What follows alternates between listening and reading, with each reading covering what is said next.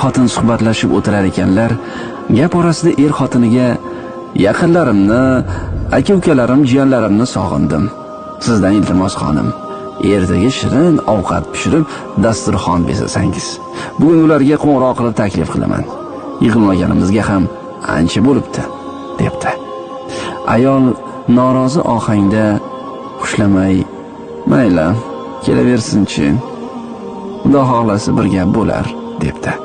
Eri, unday bo'lsa, ularni ertaga chaqiraman, debdi. Tong otibdi.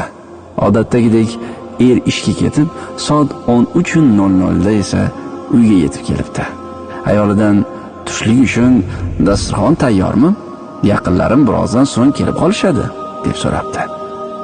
Ayol, yo'q, tayyorlamadim. Begonalar emaslar-ku, yaqinlaringiz axir. Uydagi bor narsadan yeyaverishadi, debdi. Alloh sizni kechirsin xonim. Nima uchun biron narsa pishirish niyatingiz yo'qligini kecha aytib qo'ymadingiz? Hozir kelib qolishadi. Nima qilamiz endi? debdi. Ayol, ularga qo'ng'iroq qilib kelmasliklarini ayting. Uzr so'rang, vassalom.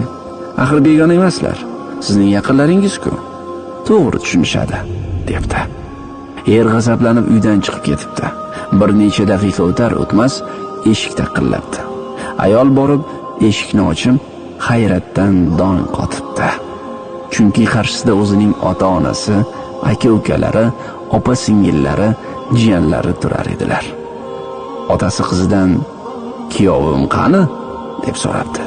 Qizi, "Biroz oldin chiqib ketuvdilar", debdi zo'rg'a. Otasi, "Kecha ering bizlarni bugungi tushlikka taklif qilgandi. Baraka topkur, bizlarni chaqirib o'zi ketib qoldimi?" debdi. Ayolni chaqmoq urgandek bo'libdi.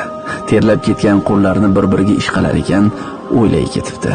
Axir uydagi narsalar bilan yaqinlarini kutib ola olmaydi. Yo'q, ularga to'g'ri kelmaydi. Erining yaqinlariga bo'laveradi-yu, lekin o'zining uydagilariga bo'lmaydi axir. Qanday qilib ularga oddiy, ko'rimsiz dasturxon qilishi mumkin? Ayol eriga qo'ng'iroq qilib, "Nimaga tushlikka mening yaqinlarimni chaqirganingizni aytmadingiz?" deya so'rabdi. Eri, "Mening yaqinlarimmi, siznikimi, nima farqi bor?" debdi. Ayol, "Sizdan o'tinaman, hojam. Uyda tayinli narsa yo'q, ovqat qilmaganman. Biron bir tayyor taom keltira qoling", debdi. Eri, "Men hozir uydan uzoqdaman. Ustiga ustak, ular begona emas, sizning yaqinlaringiz. Ularga ham mening yaqinlarimga bermoqchi bo'lganingiz uydagi bor narsalar bilan mehmon qila qoling. Toki bu senga dars bo'lsin. Mening yaqinlarimni ham hurmat qilishni o'rgan", debdi. Sizga qanday muomala qilishni istasangiz, boshqalarga ham shunday munosabatda bo'ling.